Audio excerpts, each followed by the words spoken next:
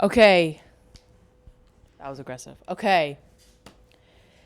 Welcome back. Hello. My name is Lauren. For those of you who don't know, I have a podcast called Young, Wire, and Unmedicated. And I talk about everything having to do with ADHD, getting through life as a young person, and being unmedicated through all of that, and what I've learned and what I've grown through, and struggles that I face on a daily basis. Okay, so this one's gonna be a fun one. Um, so buckle up because we're gonna be talking about understanding ADHD in relationships. Now there might be a few parts to this, but I wanted to start off with the whole process, right? The initial chase at the beginning, all the way to the breakup, and also how to have somewhat of a successful relationship. Okay. I am in a relationship. I have been in a relationship for a year and 8 months now, I believe. So this is just what I've learned. This is the longest relationship I've ever been in. So if that's any consolation to what we're about to talk to, get ready. Okay, first thing we're going to talk about is limerence. Okay. Limerence is something that happens when we fall for someone and it's like instant fixation. We're like, oh my God, this person is so beautiful. Oh my God, like the way they do that, the way they touch the hair, the way they look, like that is just everything I want and more. Like that's it. That's the one I'm gonna marry. That's right there. That's it. That's the one. It takes over every single thought that you have throughout the day, and it's all that you talk about. It's all that you want to talk about. Um, it is every ounce of emotional energy that you have goes to them. That's the limerence right there. And because people with ADHD feel this on a heightened level, because, people feel this regularly, right? But people with ADHD, we feel this at a heightened level because, our emotions are out of whack and the intensity is crazy. When the dopamine runs out, we realize, oh, they're just a regular person. They're just, a normal human, and that's kind of what we say. We're like, yeah, okay. Or, we've been in a relationship and things start getting boring and the dopamine starts running out and you're like, well, what else am I going to do? And then that's when like the whole cheating thing starts happening, and that's when you start losing attention and you put it somewhere else that probably isn't healthy. So this is the limerence phase, right? Because realizing that and being aware of the fact that no one can be your endless dopamine high that our brain literally craves. So, like, we need to be aware that, yes, this is exciting, it's new, I'm in love, it's great, but I need to be careful because I know that my brain tends to do this thing. And I know that, in a month or three, I'm going to be sitting over here and I'm like, okay, what else is next? And so being aware of that already sets you up to kind of have a barrier almost, kind of have a filter so that you can actually take a step back and go through all of your checklists. Okay, is this the person that I want to be with? Is this our values aligned? Is, can I see it happening in the future even when the dopamine runs out? Do they get on my nerves? Are there certain things that angers me? So things like that, going through like a checklist in your head of, is this person going to be enough for me? am I going to be enough for them? Like, it's both sides, but mostly it's going to be, is this going to be enough for me? Is this going to be enough to sustain my, dopamine craving, basically? That's kind of the first thing to kind of be aware of when you're starting a relationship, when you get this hyperfixation on a person. You need to slow yourself down, realizing what is happening in your brain, and understand that you need to put a filter on and be careful. Because also sometimes you get obsessed to people who are very toxic, and that is also not a good thing to be in when you have ADHD. Which brings me to my next topic. When you break up, if the person with ADHD is getting dumped, they're going to judge you. They're going to judge you and hold a grudge. That's twofer. That's a twofer. We hold grudges like no man's business. Like, even as a Virgo, I'm going to hold a grudge, okay? I can blame it on my sign. But we hold grudges at a higher standard because our brains store emotional pain like it happened 5 minutes ago, okay? Like, the emotional pain is something that lingers with us for so long. So whenever we see your face, all those emotions start to bubble back up like it happened yesterday, okay? So it's very complex and complicated on how our brains work, but we will hold a grudge against you for probably the rest of our lives if we don't shove you down far enough to get you out of our heads. We will remember you for the rest of our lives and still hold a grudge against you. Just saying. And it's because of that rejection sensitivity issue that we have. And it makes the past hurt feel fresh and new. We feel all those same feelings again, every single one of them. Not one of them is miscounted. And sometimes we don't even just remember what hurt us. We like to replay it in our heads in 4K, maybe even 6K. And we play it over and over and over. We pick it apart like it is a math problem that not even NASA can solve, okay? We're like, okay, what did we do? What did they do?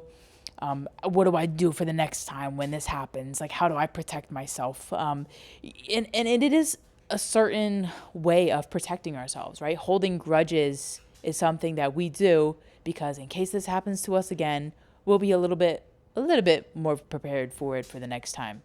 We pick it apart and we're replaying it constantly. Even if it's 2 years after it happened, sometimes we'll see something and it'll remind our brains and we'll just have the same feeling all over again. And it sucks. Let me tell you, oh my gosh, there's so many times where I've been in something really good and I've been reminded of something in my past that has hurt me. And I take a moment and I'm like, damn it. I'm like, really? Like, now? It's got to happen now. So realizing that, we're going to hold a grudge. We need to have space in our brains for that. And sometimes it's okay to hold a grudge because that ultimately is what is protecting us from having this all happen again. Because our brains are wired to protect us from having things hurt us again. We hold grudges to protect ourselves from other people. And for all the people out there, if you're listening, any of my exes, which, I don't even know if you still watch my stuff or not, but if you do, I hold a grudge, okay? I'm just saying. So if I ever see you again, just be ready. Be ready. Okay. Something else that comes along with ADHD is we love to have this fantasy version in our heads And that version is stronger than reality. So what we will do is we'll take a person, or we'll even make up a person in our heads, and we'll make a little fantasy story about them, about what we're going to do, about how we do it, everything. Because when we do that, it creates dopamine, which our brain is always constantly trying to get. Okay? And it creates that first time excitement, right? Because it's a new story, it's something new and exciting and vigorous. It gets us excited, and it turns into emotional attachment. And, when we get into reality and the moment isn't as great as we thought it was, we're like, well, I would just rather live in my head. Like, so many times a day, I'll just be thinking about things. Like, I'll be making up stories about literally anything, like what my new version of myself would be like, or if I was in an alternate universe and something else happened, what that would look like. Like, I literally just daydream sometimes. And sometimes I'm just like, man, can I just like live in my head? Because I love the feeling of the fantasy and how strong it is and how real it is that I make for myself. And I get obsessed with these stories in my head. And then when, some things happen to me, like in real life, I'm just like, well, this is it. Like, I thought maybe it'd be better or different, We love the thrill of it. We love the challenge of it for our brains, for, it gives us that, that strong dopamine that we need. And it's like, I'm going to try to kind of put it this way. It's like in the movies, when you see a college scene, right? A party, everyone's having fun, they're drinking, they're dancing, they're doing all this fun stuff, right? You see it, you're like, oh my God, that looks so fun.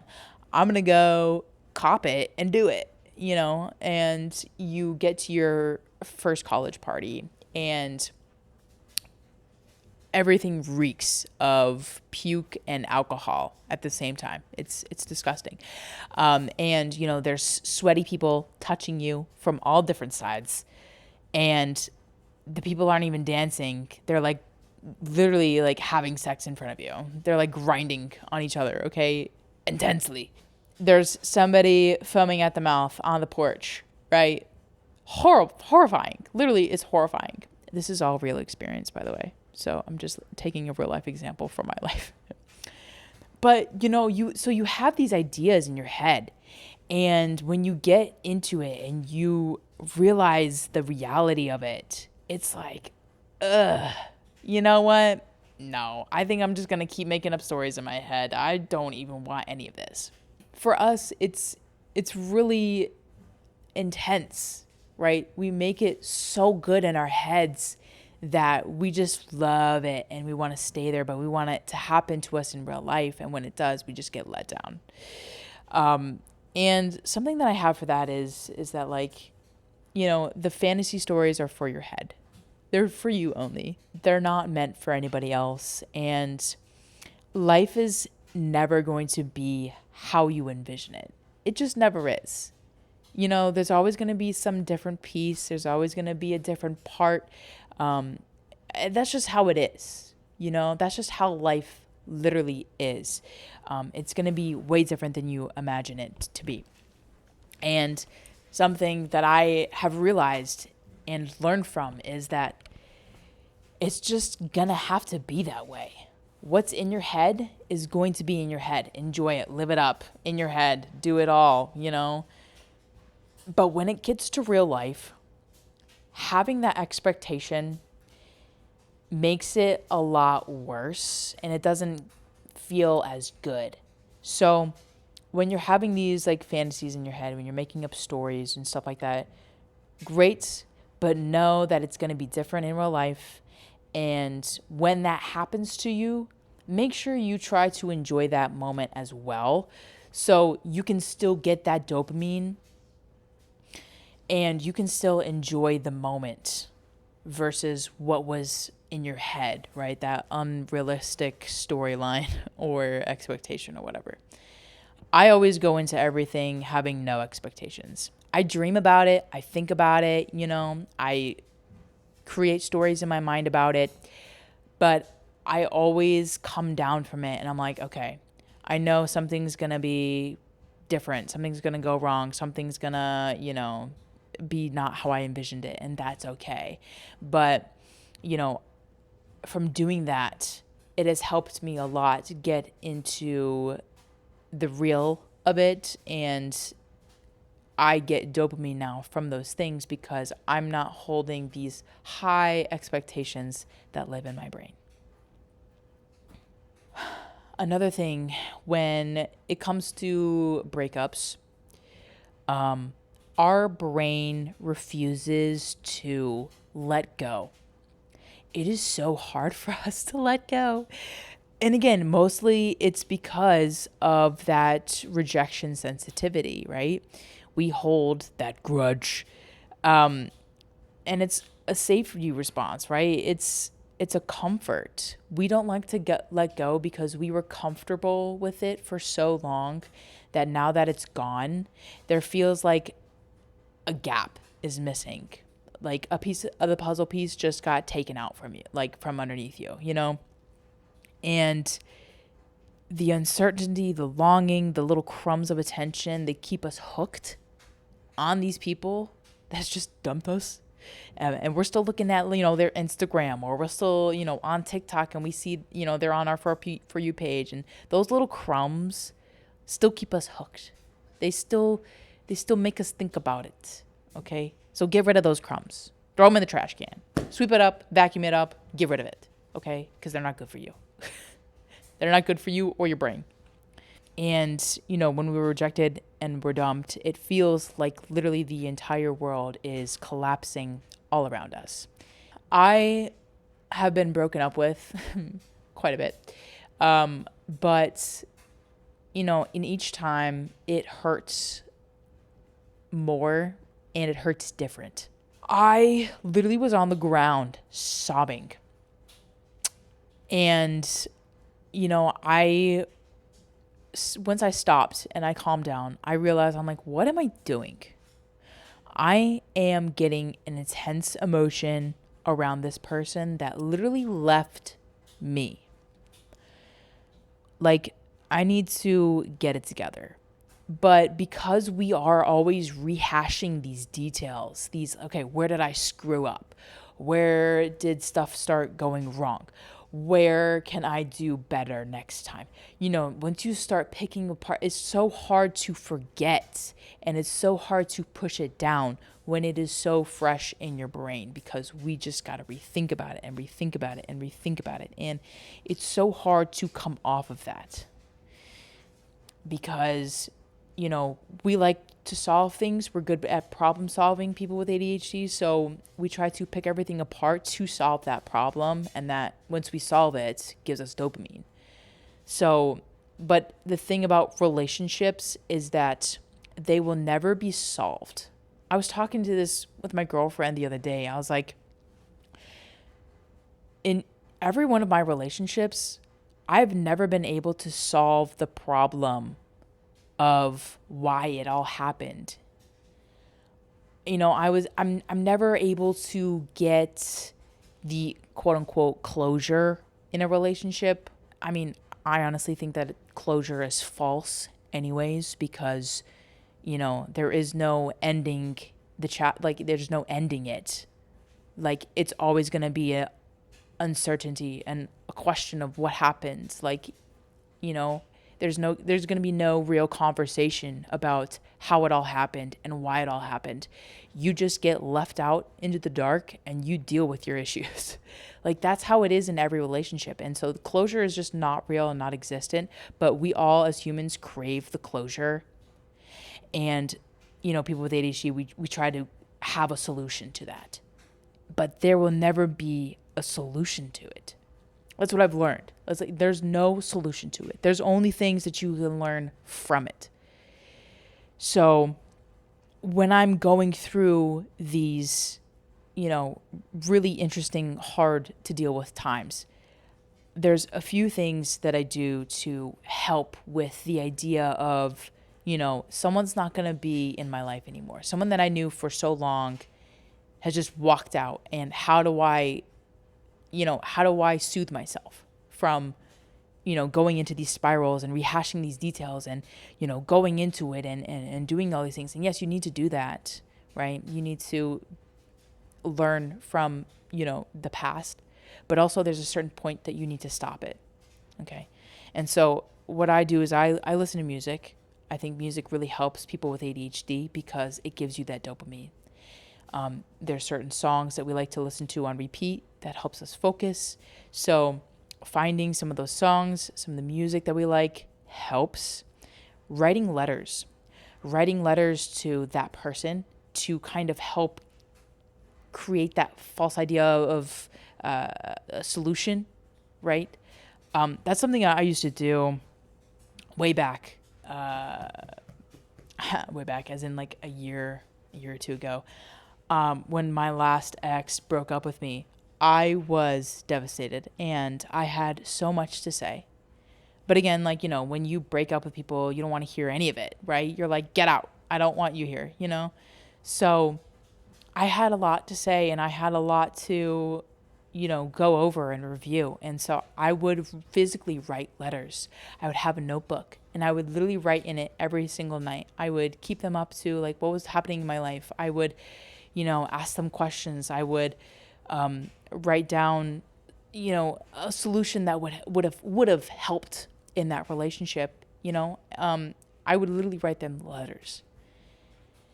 And until I got my other girlfriend, that kind of stopped. But I mean, even sometimes now when I'm still trying to rehash the details and, what I can use and learn and put into this relationship, I still write letters, I keep a journal and that's kind of what goes into this.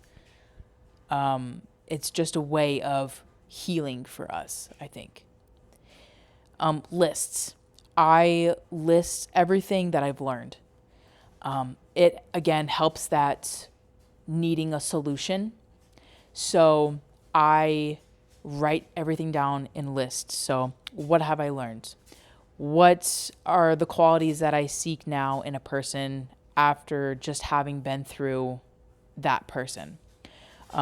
What things do they need to meet? What requirements do I have? What qualities, do I want in a person? And some things that you want to do better in your next relationship, list those out too.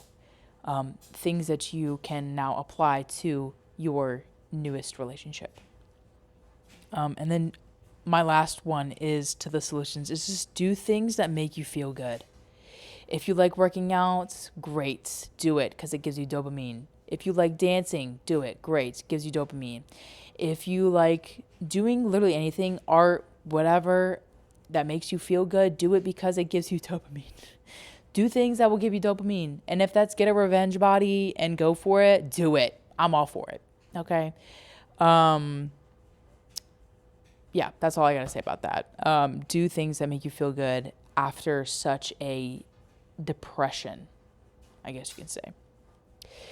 And kind of my next few points here is if you're in a current relationship with somebody with ADHD, have self-care and boundaries.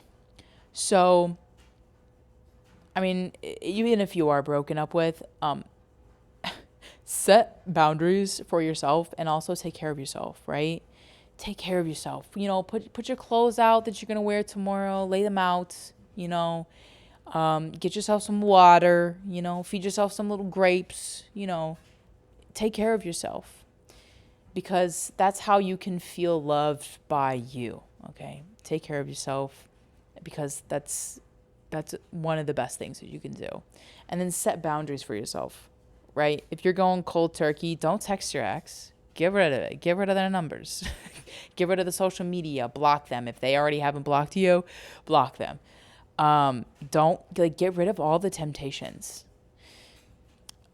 Just clean slate it. Okay. And also find something to obsess over next.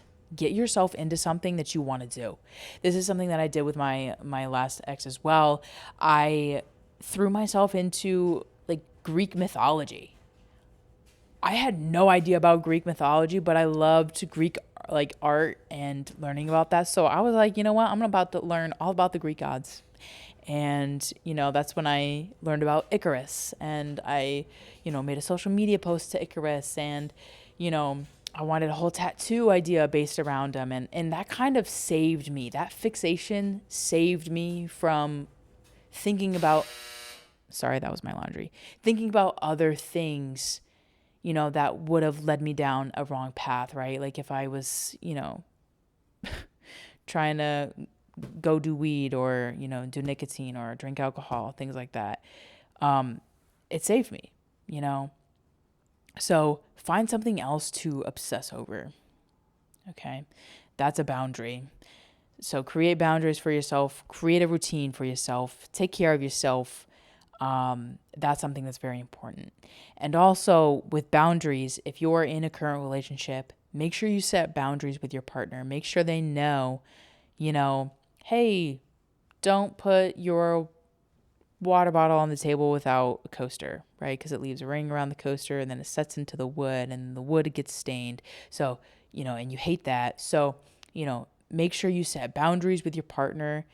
Make sure they know what bothers you and why it bothers you so that they can work on being better at that thing so that it doesn't upset you so much if they're willing to do it. If not, get rid of them because they're not going to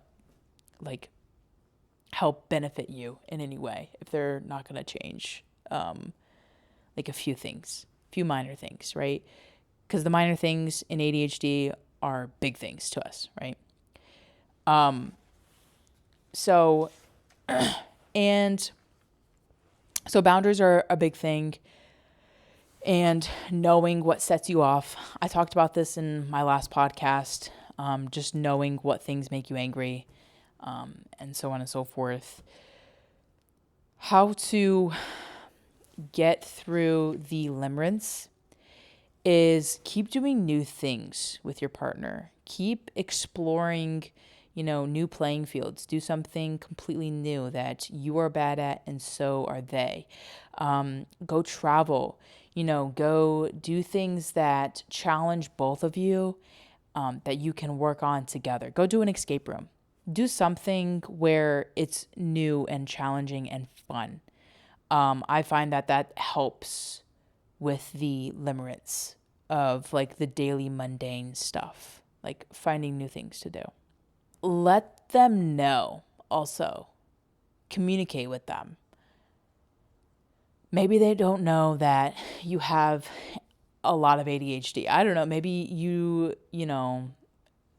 have to have a morning routine and, if they do something during the morning, you get angry and mad.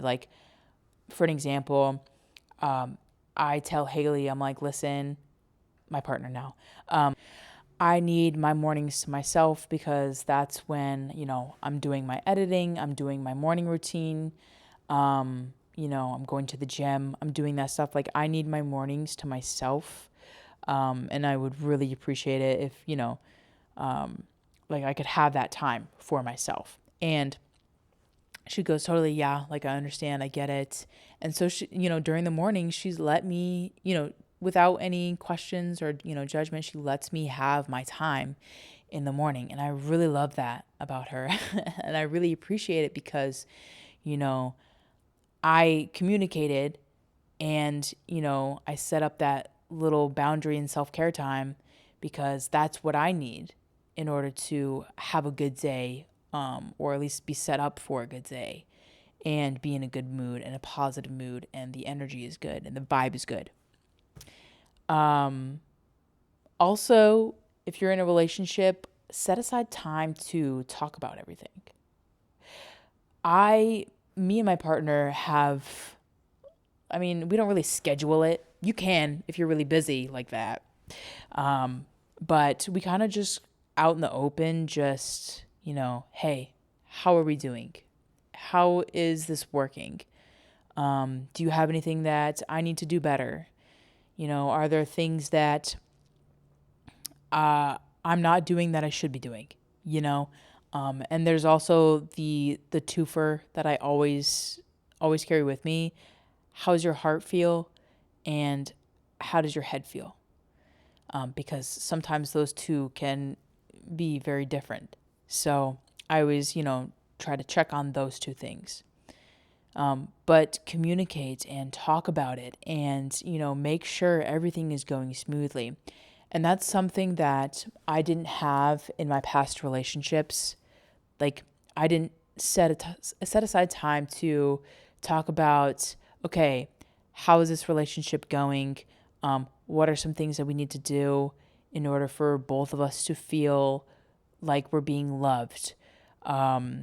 Or what are some things that we need to do to help one another through something, So having time that allows you to talk about what's going on in your relationship, it makes everything more clear and easier to understand, which is so great for people with ADHD because, we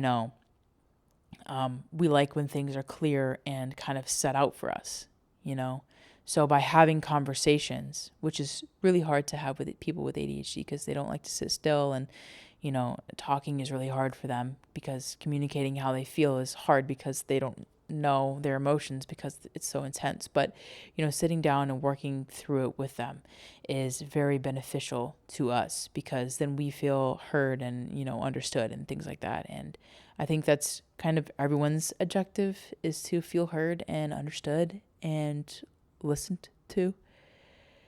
So these are just some types of things that I've been through. Actually, these are all the things I've been through. All the things that I've learned from, and some of the things that I've helped to have solutions to these things, right? Because again, I need solutions because if I have a problem, I need to solve it. Period. Troubleshooting, point blank, done. Take these tips, think on them, write them down, lists, come back to this episode if you need it again. And I really think that having some of these tools and tips and techniques can benefit you. So yeah, I hope you guys enjoyed this episode. If you did, give it a like, give it a share, comment, and subscribe. And if you're on Spotify, give it a 5 stars rating and comment something down below because I'll be there. I hope you guys all have a wonderful day. Keep communicating, keep holding them grudges. And I'll see you guys in the next one. All right. Enjoy life. Live it up. Peace out. I'll see you guys all back here on Young, Wired, and Unmedicated.